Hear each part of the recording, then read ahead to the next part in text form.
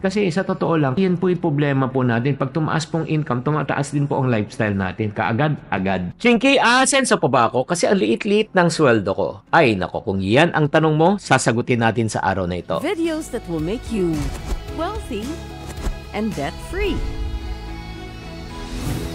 Hi there, this is Chinky Tan, your pambansang wealth coach. Alam nyo, marami pong Pilipino ang naniniwala na ang pagiging milyonaryo o pag-asenso ay dahil yan sa swerte or if not sa kita or dahil mayaman ng pamilya. Pero alam nyo ba, kamasya kayo. Marami pong mga milyonaryo na tinatawag natin na self-made, no? Hindi minana po ang kanilang yaman. Pinaghirapan, pinagplanuhan, at pinag-ipunan. Alam mo, sa totoo lang, kahit na maliit ang kita mo, may paraan unting-unting mabibuild ang yaman mo sa tamang disiplina, mindset, at financial strategies. Kaya nga, sa episode natin na ito, I want to do a deep dive, talagang medyo malaliman na usapan kung ikaw ay may problema sa financial independence and financial freedom. Maybe ito nang hinihintay mo. So, kumuha ka ng isang pirasong papel at ballpen at pag-usapan po natin to. So, paano ba tayo aasenso kahit maliit ang sweldo? Una, gamitin po natin ang ating talino at karanasan or let's say kagalingan para kumita ng mas malaki. Halip na umasa lang tayo sa isang pinagkakakitaan, bakit di tayo maghanap pa ng ibang pamamaraan para madagdagan ang ating kita na gamit po ang ating karanasan? Like for example, kung karpintero ko po ngayon, hindi lang dapat carpentry, alam mo, pati welding, plumbing, electrical, para pagdating ng panahon, magiging all around ka na. Pag all around ka na, mas mataas na siyempre ang kikitain mo, pwede ka ng next, ang level mo, foreman, from foreman to a contractor, to a developer. In other words, nangangarap ka.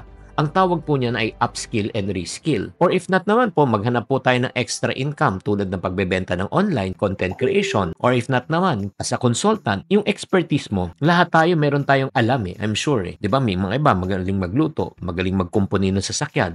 Yung side hustle. Pangatlo po, napaka-importante, kahit maliit po ang puhunan, maaari kayong magsimula ng negosyo. Like for example, food business, sari-sari store, service-based business. Yan ang pwede nyong gawin. Ang tip ko lang po sa inyo is, ang pinakamalaking asset na pwede mo talagang gamitin ngayon kahit wala kang pera at wala kang puhunan is ang iyong kaalaman, karanasan. Siyempre, kung mas marami kang alam, mas maraming pagkakakitaan. Does it make sense? If it makes sense, please, in the comment section, type makes sense. That is number one. Kahit wala kang masyadong pera, pwede ka umasenso. Pangalawa, tatandaan nyo po to. Kasi pag kumikita ka na, ang tendency po ng tao is napapaganda ang lifestyle, nabibili na yung gusto, yun na, dami ng pasalubong sa mga anak. Wala namang masama yun. Pero ito yung tip ko po sa inyo. Kung gusto nyo talagang umasenso ng todo-todo, as your income increases, you increase your saving and investing. Kasi sa totoo lang, yan po yung problema po natin. Pag tumaas pong income, tumataas din po ang lifestyle natin. Kaagad-agad. Kaya ano po nangyayari? Lahat ng kinikita po natin, napupunta rin po saan? Sa wala.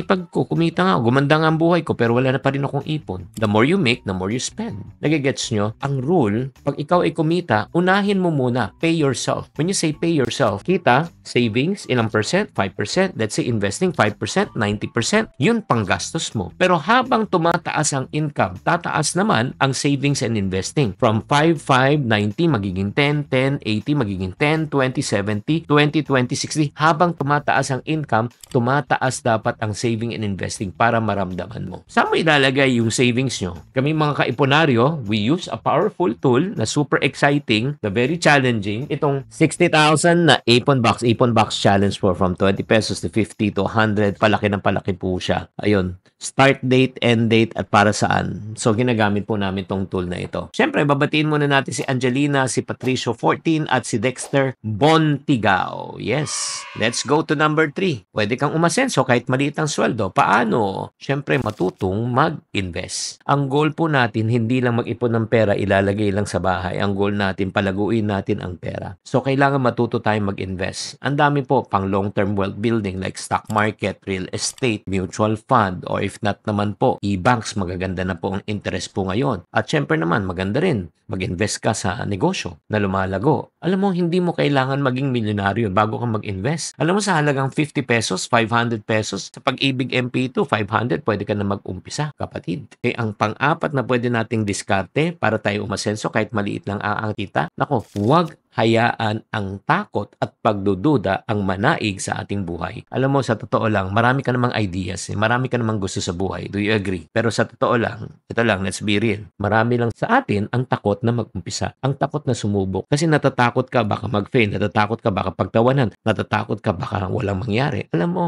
yan po ang pinakamalaking nagnanakaw ng ating pangarap, yung takot. Kaya alam mo, yung mga maling paniniwala, akala ko ito yung gagawin ko. Nako, maniwala ka, iwasan po natin ang negative mindset or tinatawag na poverty mindset. Palitan po natin ng growth mindset na pwede tayong umunlad, pwede tayong umasenso, pwede tayong lumago. Again, ang pagyaman ng isang tao ay nag-uumpisa kung paano siya mag-isip. So kung titignan po natin, itong 4 things lang na pwede natin gawin, ulitin ko, gamitin natin ang ating talino. Pag tumaas ang income, taasan mo yung savings mo and investing mo, matutong mag-invest at huwag hayaan ang takot na manaig po sa inyo. Ulitin ko, hindi lang to tungkol sa swerte, kundi sa tamang mindset, financial habits, araw-araw mong gagawin. Mind you, hindi to overnight. Pwede kang simula ngayon, pero syempre, may proseso. Sana nakatulong po ako sa inyo. Tatandaan, tamang karunungan, tamang disiplina ang susi sa pagyaman.